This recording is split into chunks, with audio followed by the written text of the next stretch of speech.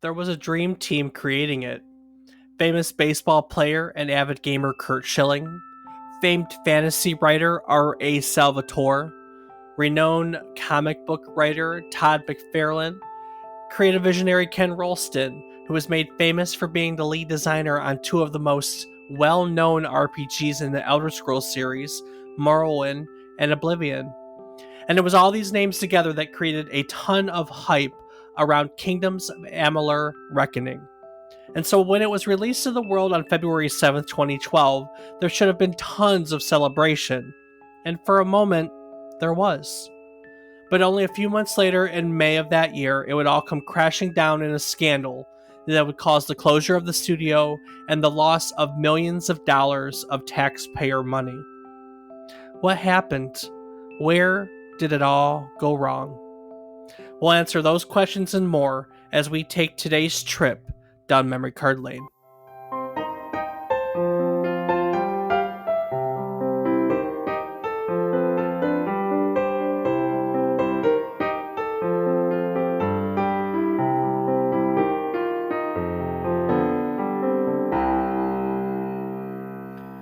Good morning, good afternoon, and good evening. I hope these words find you well. Hello and welcome to the 76th episode of our video game nostalgia podcast, A Trip Down Memory Card Lane. Each week we pick one game relevant to the current week in gaming history and we talk about it. While doing so, we hope to teach you something new about the game, what it took from the world as its inspiration, or what it gave back to the world as its legacy. Today, we're talking about Kingdoms of Amalur Reckoning, which is a game that's still kind of active in that it just got some new downloadable content about 2 months ago, which is just before its 10th anniversary, which we're celebrating today. I'm David Casson, and as always, I'm joined by my co-host, who frequently gets lost in fantasy worlds, my brother, Rob Casson. Rob, where are you hiding out these days? Mostly my bedroom, Dave. That's a fantasy world? I mean, it is for some. Oh, brother. I'm not touching that. So what are you playing these right now? What's your week in gaming look like? Well, this week I did a little bit of Rocket League and RuneScape. It's about it. Yeah, how about you? A little bit of Rocket League, did my Forza weeklies, and played a little bit of a game called Telling Lies and RuneScape. I don't think there's anything else in there. Rob, you ever heard of Kingdoms of Amalur Reckoning before? You know, Dave, I can't say that I have. Not in any way, shape, or form. No, I does not sound the least bit familiar to me. Man, you're So it missing looks out. like it's a time to learn. Missing out. So, even as a baseball player, former Major League Baseball pitcher, Kurt Schilling was an avid gamer. Did you know Kurt Schilling was a gamer? That I did not, Dave.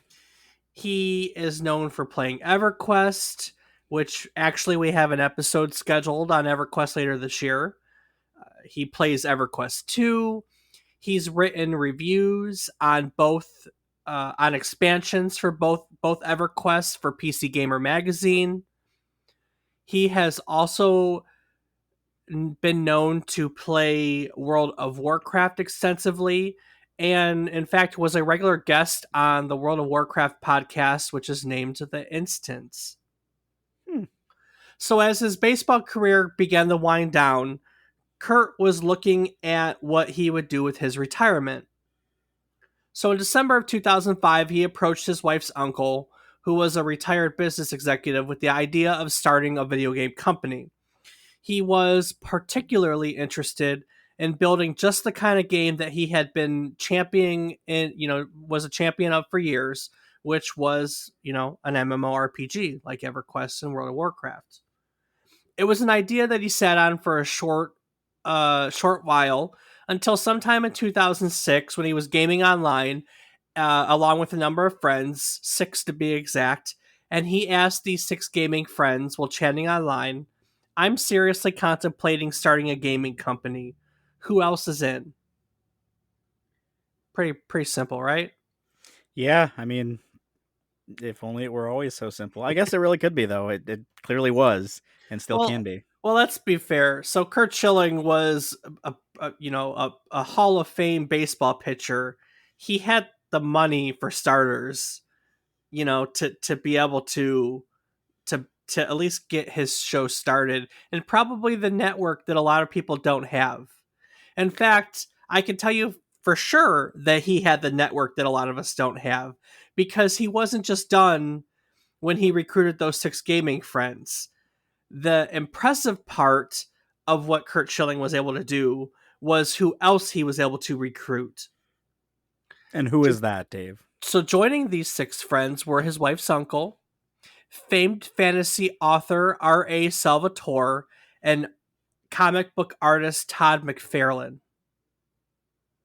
Any of those names ring a bell? Todd McFarlane sure does. Might be Fairlane. I might butcher his name, but that's okay.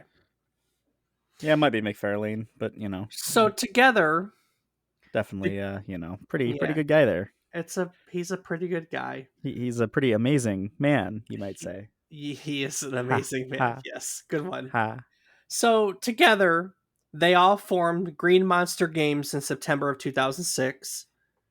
The next year, during spring training of 2007, Kurt Schilling announced that the company would be changing its name to 38 Studios, which was named after Schilling's jersey number, as a better reflection of as he put it, a better reflection of what the company was working to achieve. So let's talk about all the talent he recruited for a moment, just so our listeners can have an understanding of what makes this group so special. We've talked about powerhouse groups or dream teams in the past. I think we talked about it particularly with Chrono Trigger, Yep, which that was was the one. which was a dream team. But in all honesty, this was a dream team of a different kind. So R.A. Salvatore is an American author who has sold more than 15 million copies of his books in the United States alone.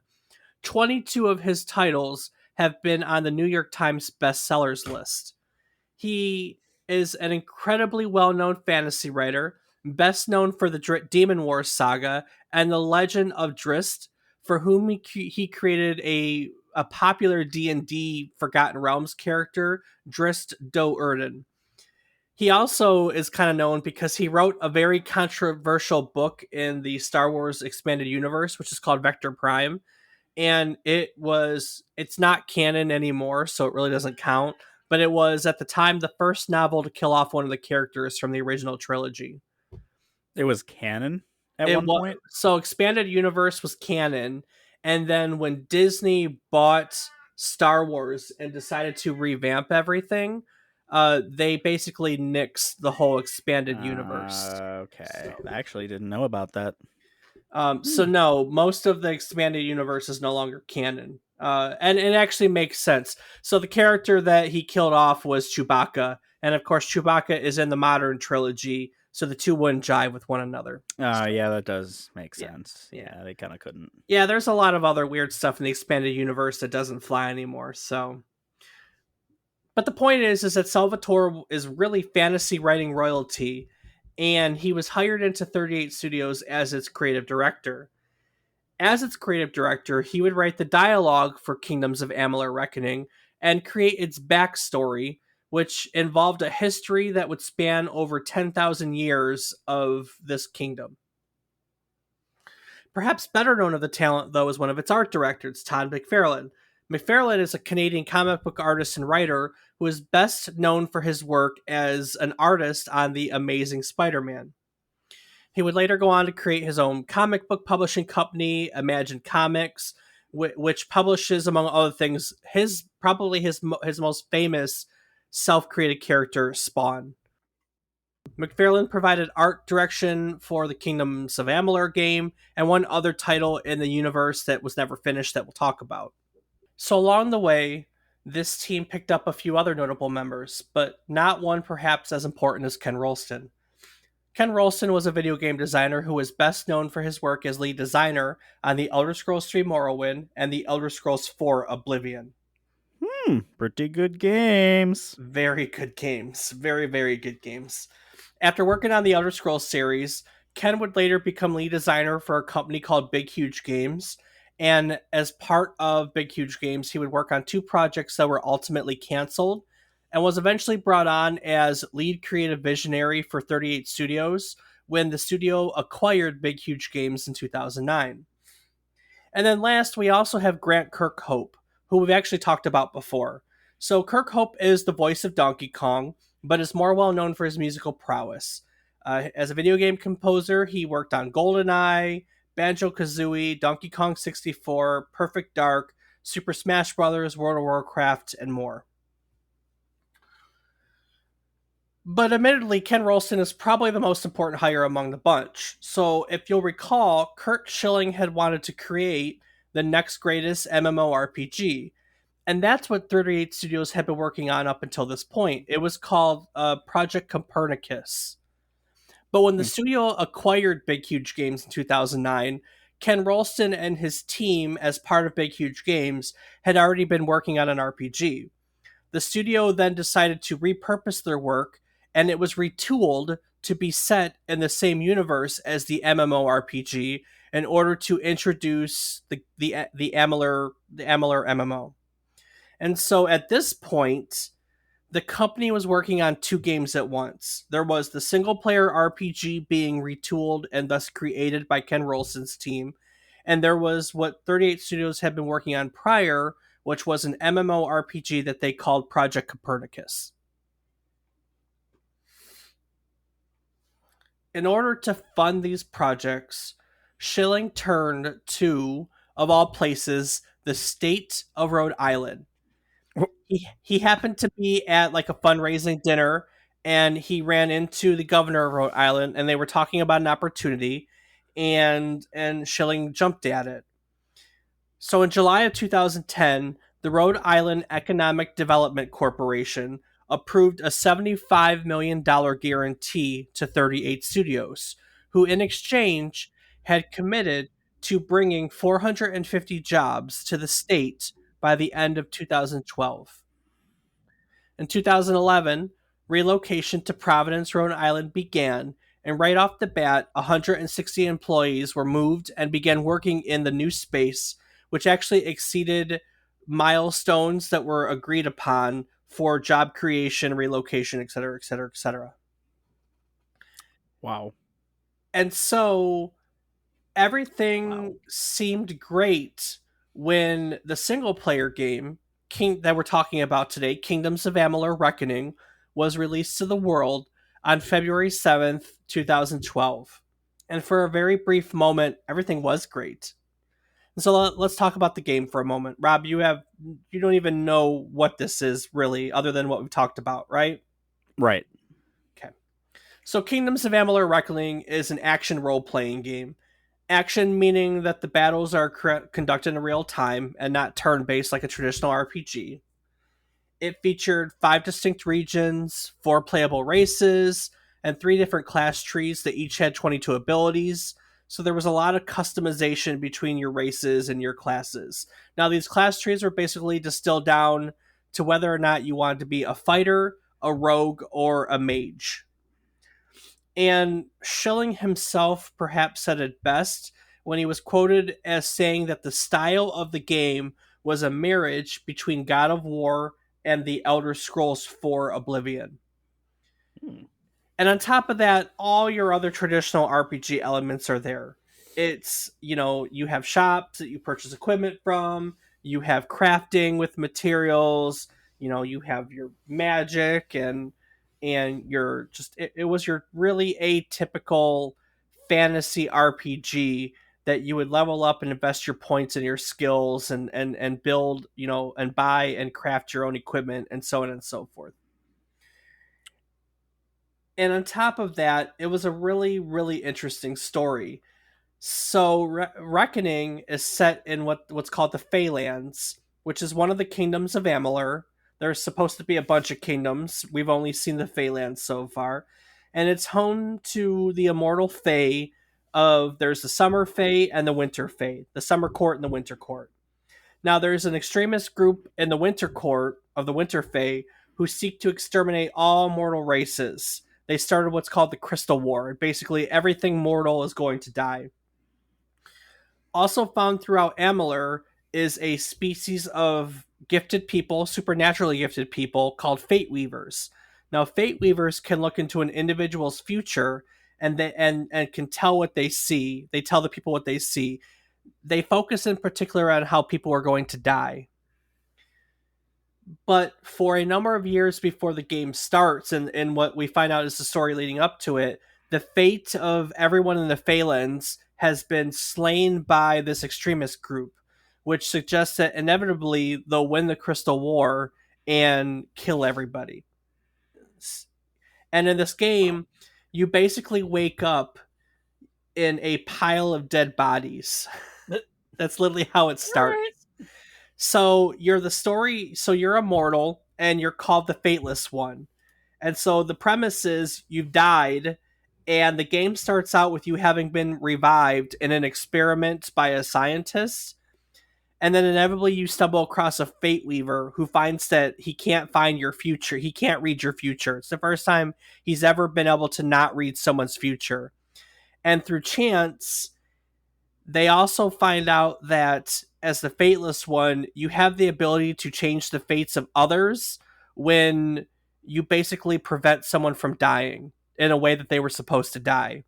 And so the whole premise is like you take these powers and you go off into this world trying to basically alter everyone's fate, which was die at the hands of the extremist group.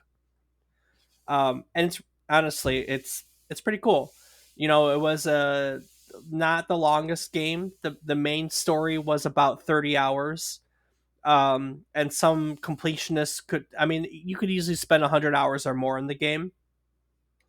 I bought this when it came out. I played it on its original version, which was Xbox 360. I went back and I looked at my achievements. I finished about half the achievements, but I do know I played through the story. I really, really liked this game. Um, it, uh, I think action RPGs are fun, and that whole concept of it being a marriage between God of War and Elder Scrolls is pretty true. It had really deep lore, really good story, but that the fighting system was really fluid. I mean, God of War is a good way to put it, but Devil May Cry would also be a really good way to put it. It played like those games do, you know.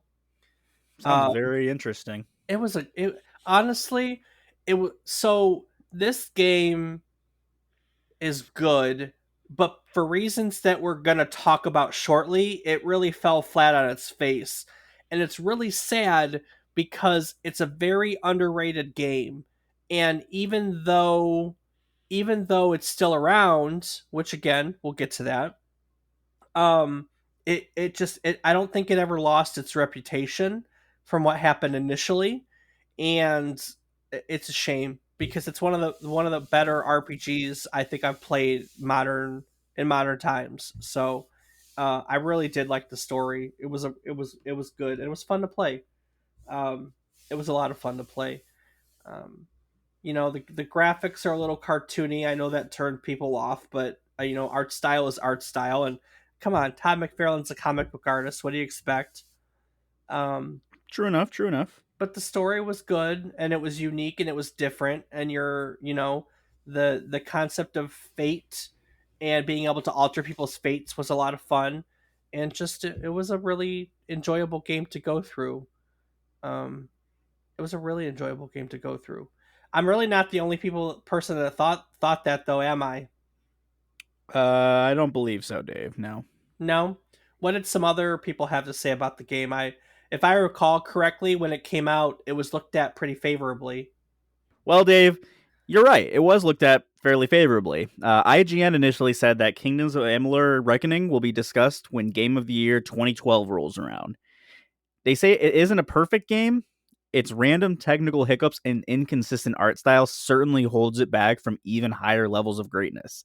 But no matter what you're looking for, whether it be amazing gameplay, immersive storytelling, or perhaps a riveting new world to explore as you fully customize and recustomize your character at will, Reckoning has it all. Yeah, I I I do agree with that. I think it was a great game. I don't know if it was elite tier. I don't know if I'd put it on the same level as Skyrim. which I think everyone kind of puts in the elite tier of RPGs. So, but it was a great game. Who else said what about it? Well, GameSpot gave it a 7.5, having mixed feelings about it, writing that how much you love Kingdoms of Amalur Reckoning depends on what you look for in a role playing game. Let's say you long for a pervasive sense of time and place, for a great story featuring memorable characters, or for varied quests given weight by superb context. If that's you, then Kingdoms of Amalur will disappoint. Ugh. Then again, you might want wonderful battles against cool creatures, terrific looting and leveling, and lots of ways to customize your skills and equipment. If so, then this is the world you should inhabit.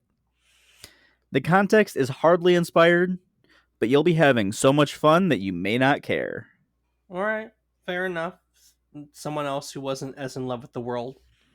Indeed. Everyone's got their thing though. True statement. So next we have Game Trailers, who was kind of in the same boat, writing that though it leans a little too heavily on well-trod genre conventions, there's no denying that Reckoning has a whole lot to offer in terms of sheer breadth. Similarly, though the challenge tapers off dramatically toward the end, its combat is welcoming, gratifying, and hypnotic. There's been no shortage lately of all consuming RPGs that span dozens upon dozens of hours. If you've got room on your plate for one more, Kingdoms of Amalur Reckoning is definitely worth a look. All right, so I mean, the critics are looking at it pretty good. Were users checking it out? Like, were they in love with it too? Well, let's see some user reviews from its first week of release in 2012, Dave. Okay. So, user DarkElf111 gave it a 10 and wrote on Metacritic, I simply love Skyrim, Oblivion, and many other RPGs, and I'm adding Kingdoms of Amalur right to the list. I'm not saying everything is perfect, but the fun of the combat makes it hard to put down. I love the environments also, and I know the cartoon type graphics are a turnoff for many, but I love games that let me see fantasy and not something I can see in the real world. I wish all the best for 38 Studios and this IP because all the generic shooters out there, good RPGs are hard to find, and I think this is going to be a great IP. I Yeah, maybe we'll get to that. Carry on.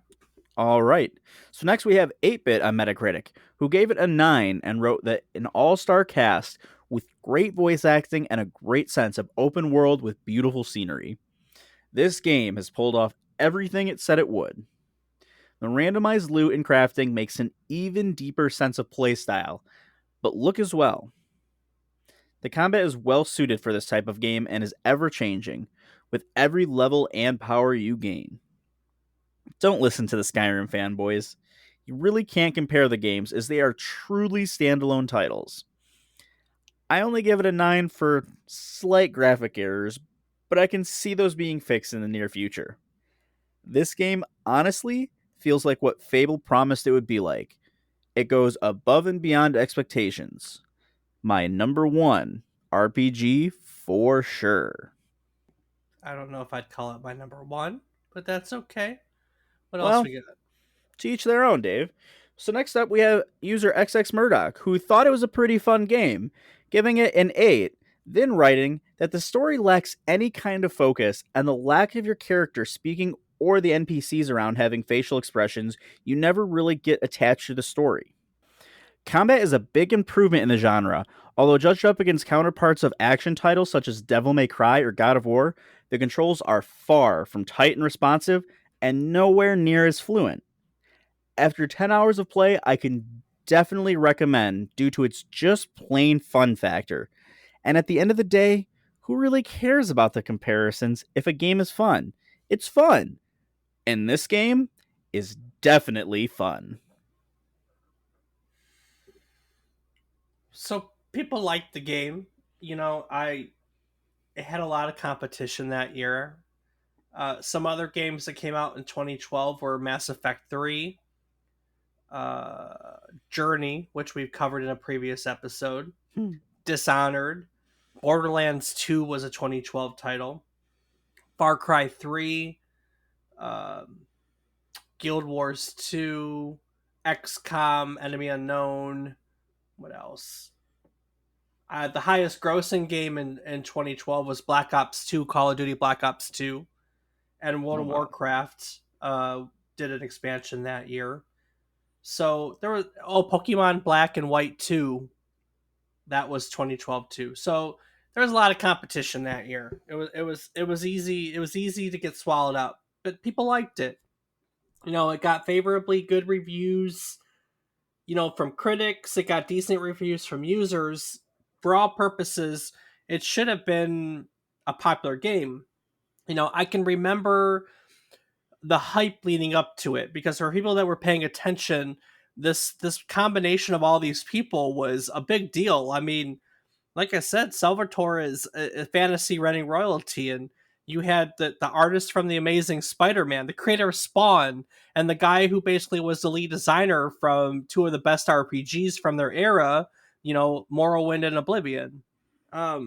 It was a big deal, and the hype was there. Like they had this whole big deal the day that the demo was going to be released. Like famous people were streaming. I remember, for instance, I say famous people. I remember Ice Cube is in a picture somewhere with Kurt Schilling promoting the game. Felicia Day did a live stream the day it came out with the demo. And all these people, they live streamed with McFarlane, they live streamed with Salvatore. Like everyone leading up to this was a big deal. And then the demo came out, and the demo was buggy as crap.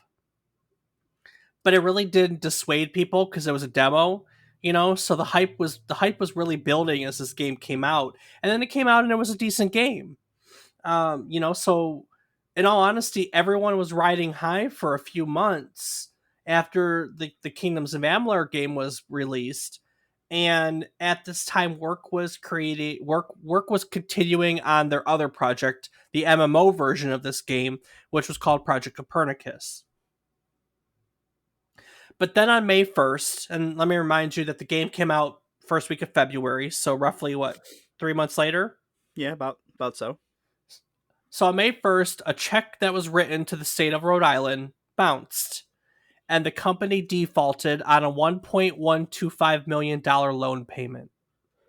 Oh, that'll hurt you. That'll hurt you. 17 days later, on May 18th, $1.024 million was wired to the state from the company, and another $100,000 personal check was turned in to the state from an unnamed source. But about then, employees began to notice that they were not getting paid. Wow, It I don't mean to laugh. That's unfortunate for them, but that's what a mess already. it was a mess. This whole Rhode Island economic development deal began to unravel, and there were casualties all over the place. I mean, like right off the bat on May 16th, before the other $1 million was even wired to the state, the executive director of the Rhode Island Economic Development Corporation resigned. That same week, the CEO and a senior vice president of 38 Studios both indicated that they had left the company. The CEO, in fact, had taken a leave of absence in March, and she basically put her hands up and said, "Look, I haven't been there since March. I don't know what the hell's going on." Oh my god. I remember when this went down because every single day there was another news story about what was going on up in Rhode Island, how the state was going to recoup their money, why the state was giving $75 million to a video game company, like what basically happened. And so honestly, it came as no surprise to anyone when on May 24th, 2012, 38 Studios officially declared bankruptcy, ceased all operations, and it laid off all of its staff and Big Huge Game staff with a mass email. Wow. Kurt Schilling, for his part, publicly addressed the studio's failure a couple days later on a Boston radio station.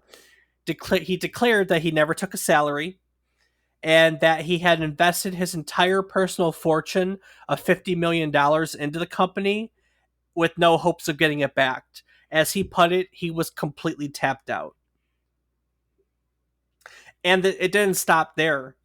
Not before long, the Rhode Island State Police the Attorney General's office, the U.S. Attorney General's office, and the FBI all began investigating the company.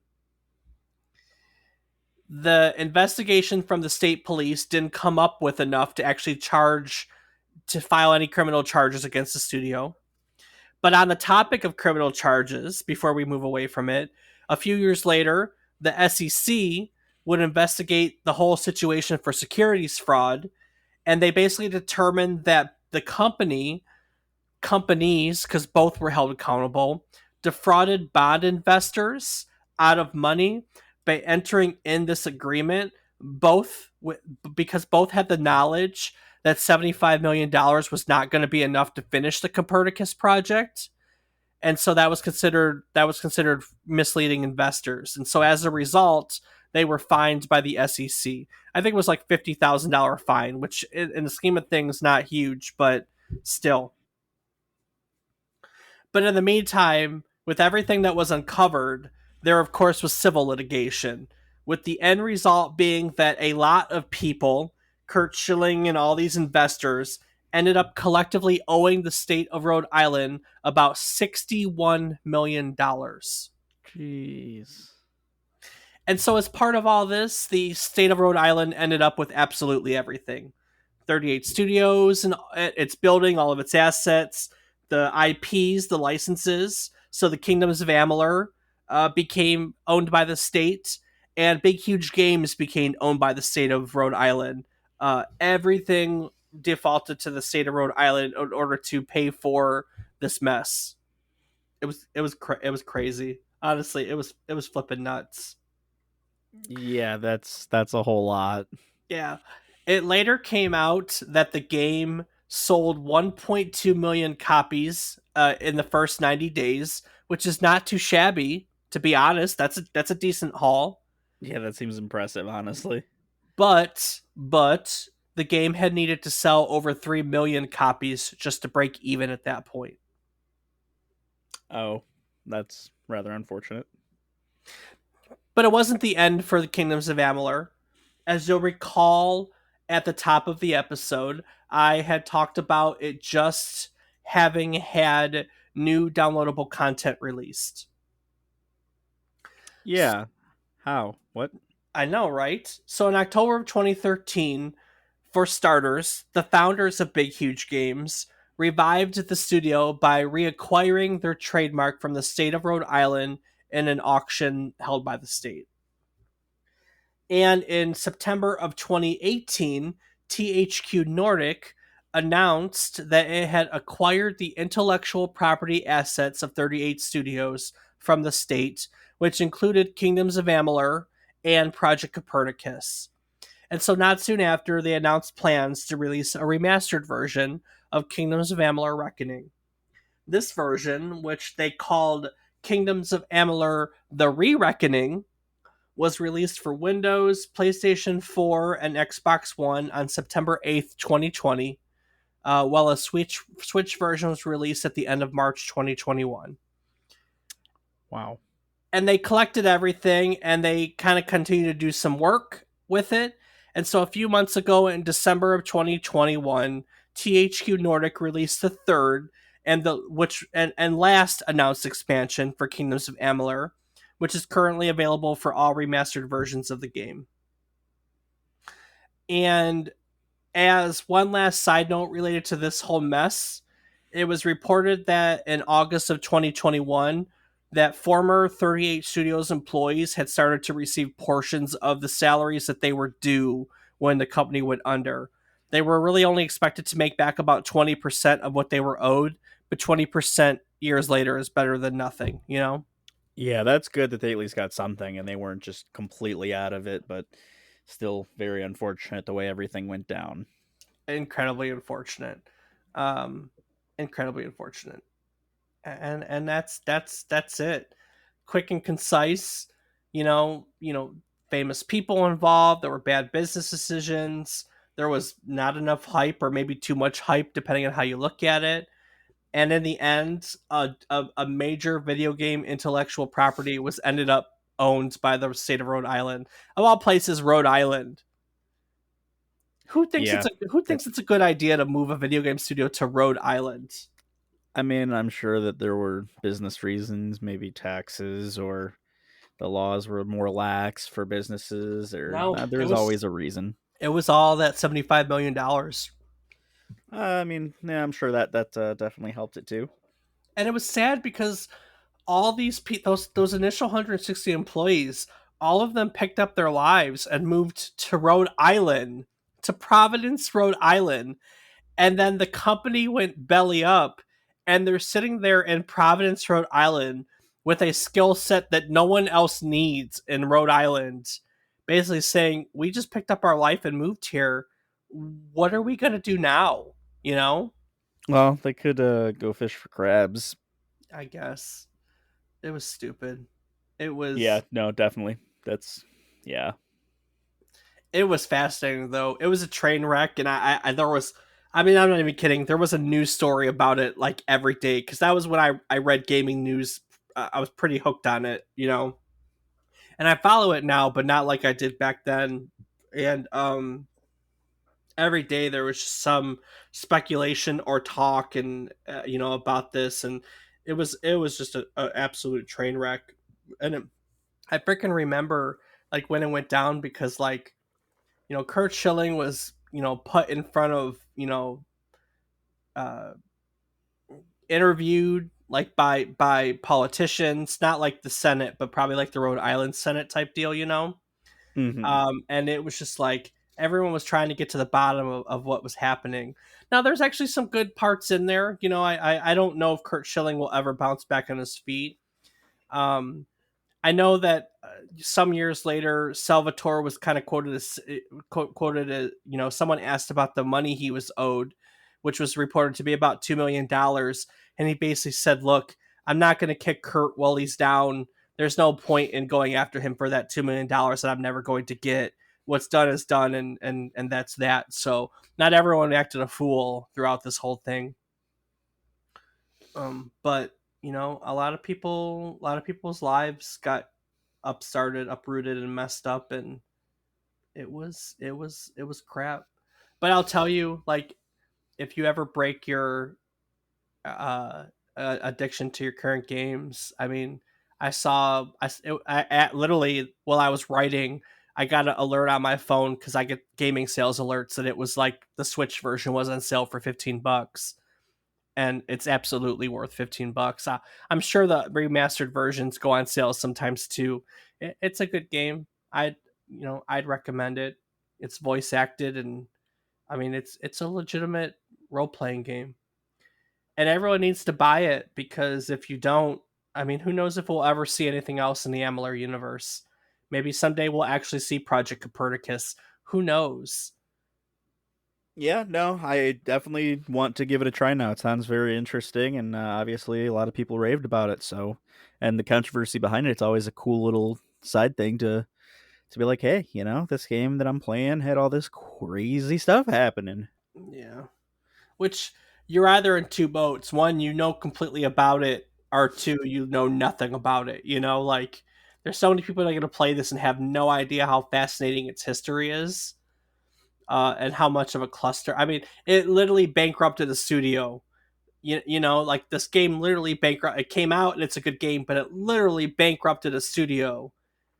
And then the state of Rhode Island was knocking on the studio's door for money. It's hilarious when you distill it down to what it actually is. No, it absolutely is, Dave. But a lot more people know now because listening here, and Yeah, yeah. Thank you. hey, exactly. And if they want to hear more, you want to tell them where they can. Yeah, so if you want to check out more about this, I posted show notes, some links to some of the stuff for this. Also, there's a Let's Play. If you don't want to play, but you want to see what the game's all about, I've been posting Let's Play for episodes. You can also find some links to other episodes. We talked about Grant Kirkhope in a previous episode. We'll talk about EverQuest in a future episode. So lots going down. And you can find a link to our archives on www.memorycardlane.com. You'll also find a link to join us on Patreon if you want to come and chat some games with us or play some games with us. So that's there too. And you'll find plugs to our social media. I am on Twitter as David is wrong. Rob, what are you doing on social media these days? Well, Dave, I can be found on twitch.tv/FATBOIRIPZ. Awesome. Well, on that note, I think this maybe perhaps isn't as long as some episodes, but I think I told a pretty tight story. So I'm feeling pretty satisfied with what I've done today. Can't always use time as a judge for being successful. But yeah, so at the top of each episode, we always talk about our goal. Each week, we talk about a game relevant to the current week in gaming history.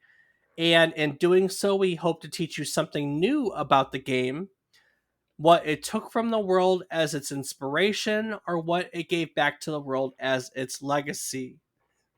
And as part of our goal, we like to go roundtable and talk about our biggest takeaways and what we learned from each episode. So, Rob, what did you learn today? Well, Dave, today I learned that there was a game created by a baseball pitcher that then got owned by the state of Rhode Island. Yeah, that about sums it up. Yeah, there's a whole lot more to it, but that's it in a nutshell. It's so That's a lot to ridiculous. take in. Yeah, it's so ridiculous. I mean, it's so ridiculous. It just Yeah, I definitely wonder if there are any other games with quite this level of controversy. not like this, not financial like this, not that took money from a state that I can ever remember. That's what made this so unique was that they took money from the state of Rhode Island and then it went bankrupt and there was all this talk about how they defrauded the taxpayers, right? That was the whole point. You just cost the taxpayers so much money. Why are taxpayers funding video game development? Like it was all about the taxpayers, and that's why everyone came out of the woodwork and investigated them. You know, the SEC and the FBI and the Attorney General. I mean, that's what it was. Like, is there proof that people were misappropriating taxpayer funds? As far as I know, it's the only video game where something like this has happened and just absolutely went up in flames. Now, that being said, there were other companies that were given like tax incentives to move. I mean, this is not the only company that's ever done that, but it certainly is the highest profile one and the one that went up in flames and that literally everyone could see from everywhere. So, yeah. Yeah, definitely an interesting story behind it. So, what about you? What was your biggest takeaway from all of this? I never much paid attention to Kurt Schilling before. I knew that he was a baseball player who owned this company, but I never really researched him, and so learning about the fact that he was an avid gamer, and that he was into MMOs. MMO is not a big genre for me. I don't traditionally get into that genre, although right now we're into that genre. Yeah, I know, right? But like, and I can't say I've never played WoW. Like, I had my WoW moment for a little bit. It was way after everyone else had their WoW moment, but you know, I did it to join. I played WoW so I could play with friends who were hooked on it. But traditionally, MMOs are not my thing. Like I talked about us doing EverQuest later this year. I never had an EverQuest moment. EverQuest was not my thing. I think that aside from WoW and now RuneScape, the only MMO I ever played extensively was Lord of the Rings Online. Hmm, Mostly because I'm a huge Lord of the Rings fan, and it was so cool to get lost in that actual universe. So, but tight. yeah, I didn't. I didn't really know how Kurt came to be in owning that company, but it was fun to learn that he was an avid gamer, and also kind of sad. I mean, what gamer doesn't want to like? I'm not every gamer, but let's assume there's probably a lot of gamers that want to create, have the ability to create video games, and he had that opportunity, and it just went up in flames, you know, and we can probably assume that there was a lot of money mismanagement that did it. and just people getting into it and not realizing what it was actually going to cost to make these games. You know, I think a lot of people who get into game development don't quite understand the scope of actual game development. And this is again another really famous example um, that just um, absolutely went up in flames. You know. Yeah, absolutely. Well, Rob, before I take it out of here, is there anything else that you would like to say to our listeners? No, I think we're good. Okay, that's okay. I don't mind. No, no. As always, I do want to take a moment to thank each and every one of you for listening. We are still enjoying doing this after so many weeks. So hopefully you're still listening. Hopefully you are still enjoying listening to the sounds of our voices, or at least listening to the facts about these games and that kind of stuff, even though it's coming from our voices. But hopefully you find some joy because we're still finding our joy. Joy, joy, joy.